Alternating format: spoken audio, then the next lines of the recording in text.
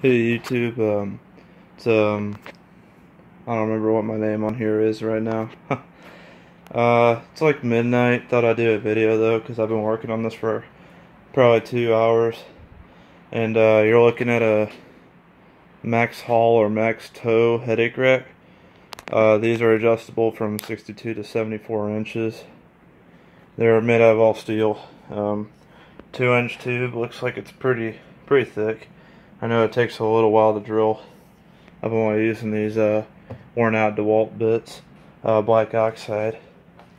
So basically what I'm doing is installing these running lights. And I got this middle bar done, and then this other one. And I'm about to start working on this one. I got the holes center punch. I got one of them center punch. You can't even see it on camera really. And just letting you know, for anyone that wants to buy one of these, it's not going to fit every truck perfectly. Just like a lot of things universal, it's going to require some tweaking. So this is going to be kind of a review of this rack so far, what I think of it, and some upgrades you might need to do or may just want to do. First of all, you get these caps. They're pretty poor quality actually. I'd recommend painting them black. I'm not sure why they don't change the color at the factory, you know, just a quick spray paint, or I'm not really sure what plastic this is. I'm sure AVE could tell by looking at it, but maybe it's something they can mold in black. But first thing, the construction, I think it's actually pretty good. I mean, I have pretty low standards for this stuff, but I do weld and do some fabricating, so I can kind of judge it a little bit. I know these aren't the prettiest welds, but they seem to be strong. One thing they did do is they put this square tube with the weld seam on the outside. This is facing backwards, and all these wires seem to be in there pretty good. Down here they're welded straight to the tube. Now they missed a couple of them. There's one they missed. I think there's another one that was, yeah, this one's barely on there. But everything fits together good. I also did notice a couple chips on the finish. There's a pretty good one right there. Looks like it's already rusting. And I just got it today. Took it out of the package. These are what are gonna sit on your bed. And this has a tube inside it, you can see through here, that slides in and out, and you tighten these bolts based on the side. I can't really give any recommendations of where to center this on your bed rail. It's really your preference, but you definitely do have to bolt this down. I used to have, I don't think I made a video of this thing. I did this like a year ago, alright? So I posted a video about it when it was in its really early stages. I was having a lot of hard times welding it. So, in a nutshell, this is a pretty poor example of a headache rack, but it's somewhat sturdy. It actually did break down there. Right there, those are my welds. My buddy's dad tigged the rest of this after I broke every weld on it. So, my solution to my crappy little welder was this inverter welder. Don't believe I did really much in terms of videos on this, but I'll make a review soon. And I also got that chop saw. That really helped for some of the stuff I built. And see, this is one thing that I think they should have done, is put this little groove here, or I mean not a groove, but a tongue, and it's just a piece of 2-inch angle iron. And that seems like something they could do that would fit every truck. However, this is angle iron too. That fits around the front lip of my bed, just specifically for my model truck, Dodge Dakota. So, not knowing that, I had this seat clamped onto my truck bed, and next thing I knew, a mile down the road, it slid right off. Well, not all the way, it kind of just like slid like that, and it was pretty scary. Thought it was like literally gonna fall off. But we got home and just took it off, you know, and brought it in here. So now I'm working on it. So a couple ideas I got I still gotta do after wiring is just drilling 2 holes for these, and that's pretty much it, to mount it onto the bed. Of course, I hate having to drill giant holes in my truck bed, but it's just the way it goes. I'm gonna try to find the hardware that came with it. Not sure where I put it. It might be in the truck still. Well, it comes with these 2 bolts, and there's a, looks like a flange bolt, but it's actually just a flat washer, and it's not a very good washer. You can see like the rust is coming off of the bolt. The bolts were already a little rusty when I got them. And then there's a threaded collar in there that these screw into. Pretty tight though. I mean, it doesn't wobble at all. It doesn't even wobble while it's on the truck. The only slack is because of it not being firmly attached. So that's just a few of my recommendations, is to definitely bolt it in. And they advertise it being able to bolt to a stake pocket.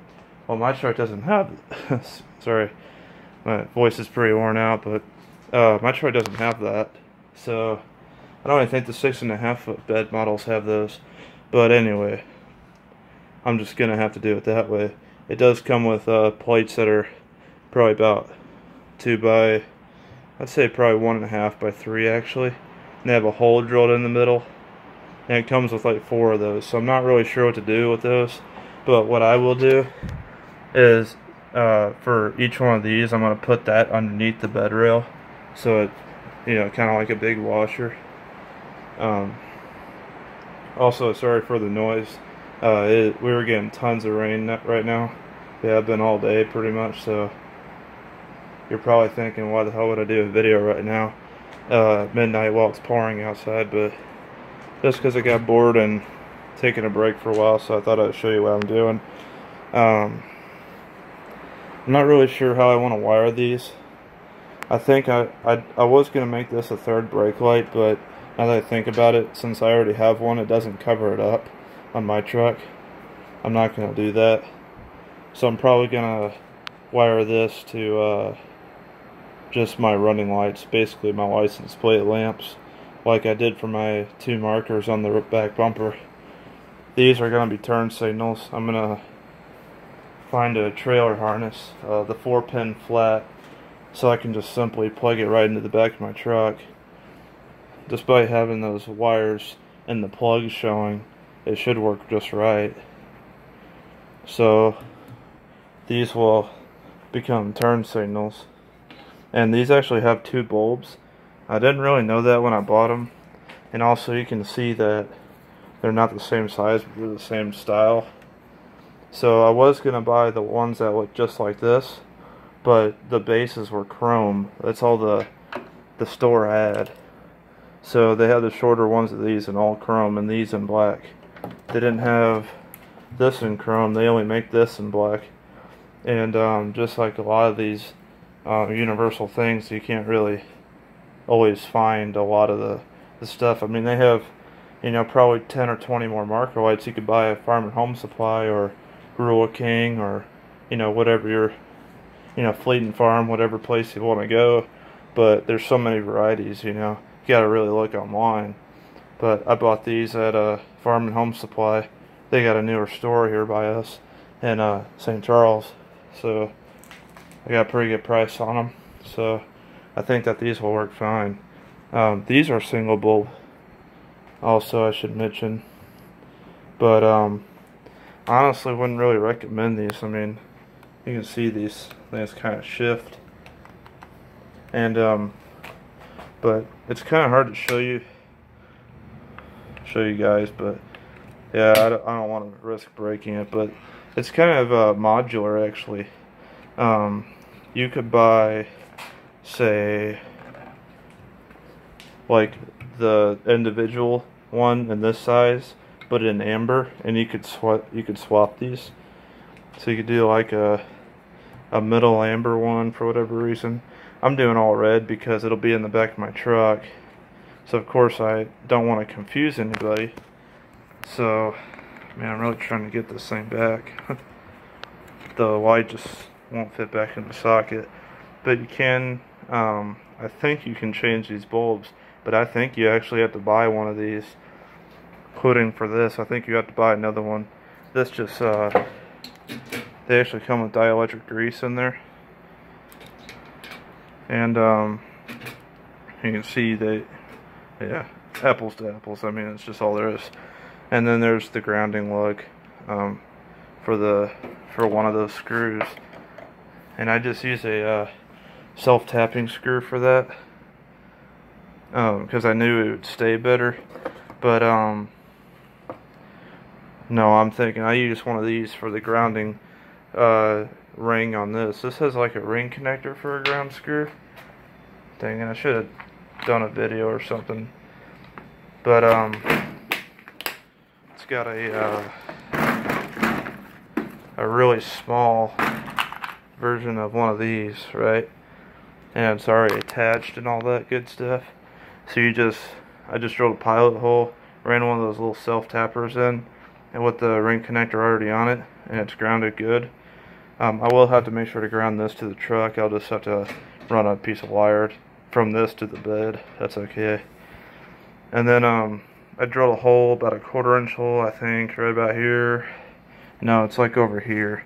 You can see I drilled another one. Focus. It comes out here. Of course, it had to be a brown wire, not like black or something. And it just got kind of tied up here so it wouldn't, you know, fall all over the place. Same with this. Never do this. This took forever to get through. I had to run the wire up through here. Just some of this primary wire, and then solder it to this and heat shrink it, all that stuff. But I don't think there's really much more I can say about it. I know this is a long video already. Hopefully you stuck with me this long. But yeah, so I'll make a video like in a day or two whenever I get this all done. It's gonna take a while with this rain and stuff. But so what to expect when you see it next time. These should be black. That other light will be on the end. This will all be wired up. This will be bolted to the bed. It'll be all good. So hope you enjoyed. If you have any questions, you know, just comment and stuff like that. I don't know what else you would do. So anyway, have a good one.